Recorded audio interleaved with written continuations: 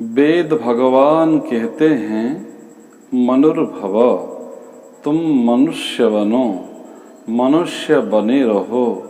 अगर देखा जाए तो संसार में जितने शास्त्र हैं सभी शास्त्र में मनुष्य को मनुष्य बनने के लिए प्रेरणा दिया है। क्या आज के समाज में जो मनुष्य देखते हैं यह मनुष्य नहीं है? दो हाथ दो पैर वाला ये जो मनुष्य जिसको कहते हैं ये क्या मनुष्य नहीं है? अगर मनुष्य होता जन्म से तो शास्त्र कभी नहीं कहते हैं कि तुम मनुष्य बनो। मनुष्य बनने के लिए प्रेरणा इसीलिए दिया कि मनुष्य बनो, मनुर्भव, मनुष्य बन जाओ। तो मनुष्य बनने के लिए भी पुरुषार्थ करना पड़ता है। जीवन की सबसे बड़ा चुनौती, सबसे बड़ा पुरुषार्थ मनुष्य बनने के लिए मनुष्य को लगाना चाहिए। तब व्यक्ति जब तक मनुष्यता के ज्ञान के बारे में नहीं जानता तब तक मनुष्य बनने के लिए कैसे पुरुषार्थ कर सकता है। आइए आज चर्चा करते हैं हमारी जो भारतीय संस्कृति आर्ष ग्रंथों के निष्कर्ष के आधार पर आध्यात्म ज्ञान की उच्च स्तर के ज्ञान पर देखा जाए तो मनुष्य के पास दो तरह की बुद्धि होते हैं। अगर मनुष्य वास्तव में बनने के लिए अगर चाहें तो व्यक्ति के पास कर्तव्य बुद्धि होता है। अगर व्यक्ति के पास आध्यात्म ज्ञान का अभाव होता है तो व्यक्ति राग बुद्धि के साथ जीवन जीता है। राग बुद्धि क्या है और कर्तव्य बुद्धि क्या है, उदाहरण के माध्यम से समझते हैं। जैसे कि अनुराग और विराग। विराग का मतलब वैराग्य, किसी चीज़ से दूर जाना। अनुराग का मतलब है किसी चीज़ से, किसी व्यक्ति से, किसी वस्तु से अटैचमेंट होना, उसी के प्रति आकर्षित होना। राग बुद्धि मतलब व्यक्ति अपने शरीर के प्रति राग अनुरागी होना और अपने परिवार के प्रति अनुरागी होना। अगर अपने बाहरी आडंबर के प्रति अनुरागी होना तब व्यक्ति भोग विलास में डूबे रहने का अनुरागी होना तो उसको कहते हैं राग बुद्धि। राग बुद्धि में जब तक मनुष्य जीता है तब तक व्यक्ति मनुष्य नहीं बन पाएगा।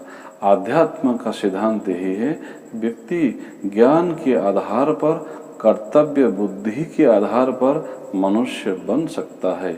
इसीलिए शास्त्रों में कहा, वेदों ने कहा कि तुम मनुर्भव, मनुष्य बनो, मनुष्य बने रहो। इसीलिए रामचरितमानस में संत राज तुलसीदास ने भी कहा, बड़े भाग से मानस तन पावा, सुर दुर्लभ सद ग्रंथ ही गावा। बड़े भाग्य से, अगर बड़े भाग खाली भाग्य नहीं है, बड़े भाग्य हैं तो व्यक्ति को मनुष्य तन प्राप्त होता है, मनुष्य शरीर प्राप्त होता है। मनुष्य शरीर में आना इतना सहज नहीं है। अगर मनुष्य शरीर प्राप्त हुआ है, मनुष्य तन प्राप्त हुआ है, मनुष्यता का ज्ञान अर्जन करके मनुष्यता प्राप्त नहीं किया तो उस व्यक्ति से और दुर्भागा कोई नहीं है। इसीलिए वेद भगवान कहते हैं मनुर्भव, सुर दुर्लभ सद ग्रंथ ही गावा। केवल ग्रंथ ही नहीं, सभी सद ग्रंथों में भी वर्णित है कि देवताओं के भी दुर्लभ यह मानव शरीर है। जैसे आप जानते हैं सूर्य देवता, चंद्र देवता, पवन देवता, ये अग्नि देवता, यह सब जो देने की प्रवृत्ति है, जिनके पास कोई अपना पराया नहीं है, सबके लिए बराबर ही अपना योगदान देते हैं, वो देवता हैं। सृष्टि के प्रारंभ काल से आज तक, सृष्टि जब तक रहेगी तब तक इन लोगों का कर्म वही है जो कर्तव्य कर्म कर रहे हैं, परंतु इनको मनुष्य योनि जी से कर्म करके जीवन मुक्त होने का कोई अवसर नहीं मिलता है। इसीलिए मनुष्य योनि को सबसे श्रेष्ठ योनि कहा गया। संसार में आप देखते हैं शास्त्रों के आधार पर 84 लाख योनि, 84 लाख योनि में एक योनि केवल कहा गया मानव योनि को। स्थलचर, नभचर, जलचर जैसे देखते हैं कि हाथी के जैसे विशाल शरीर तो नहीं है, पक्षियों जैसे आसमान पे तो उड़ नहीं सकता है, मछलियों जैसे पानी के अंदर तैर नहीं सकता है, परंतु फिर भी मनुष्य को क्यों श्रेष्ठ कहा गया?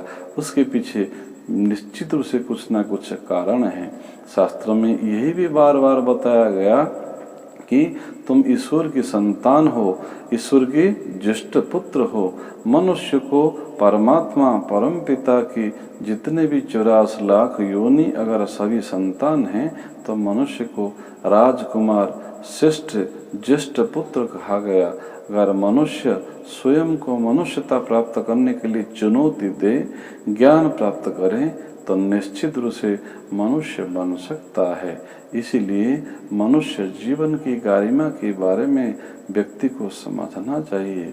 जितने प्राणी हैं, हर व्यक्ति के पास यह उपयोग करने के ज्ञान नहीं है, यह ज्ञान प्राप्त करने का अवसर भी नहीं है। इसलिए मनुष्य को श्रेष्ठ कहा गया।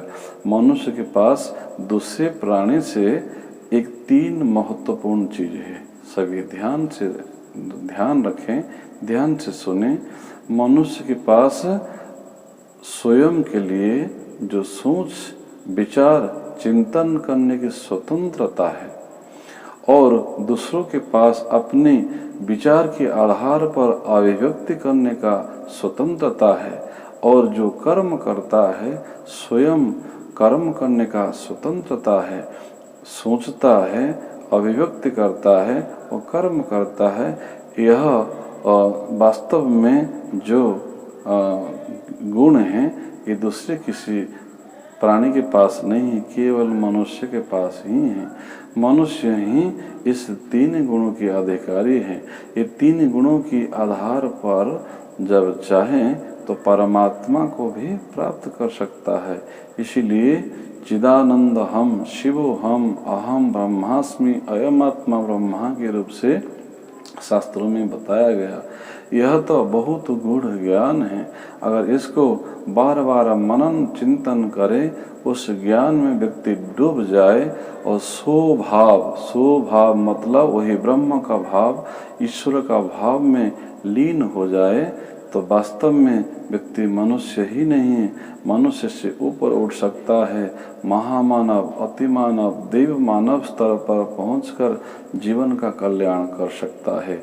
इसलिए मानव जीवन की गरिमा के बारे में ज्ञान प्राप्त करने के लिए वेदों को अध्ययन करना चाहिए, पुराणों को अध्ययन करना चाहिए। सभी आर्ष ग्रंथों के माध्यम से बहुत कुछ जान सकता है, सीख सकता है और मनुष्य जीवन को सार्थक कर सकता है। सबसे हम निवेदन करेंगे, मनुष्य जीवन की गरिमा को समझने के लिए जन्म से लेकर के मृत्यु तक की जो समय की अवधि है, यह आत्मा की अनंत यात्रा की एक कड़ी है। इस कड़ी को कैसे सुव्यवस्थित करके ज्ञान प्राप्त करके राग बुद्धि नहीं कर्तव्य बुद्धि के आधार पर अगर जीवन यापन करे, तो वास्तव में मनुष्य बन सकता है।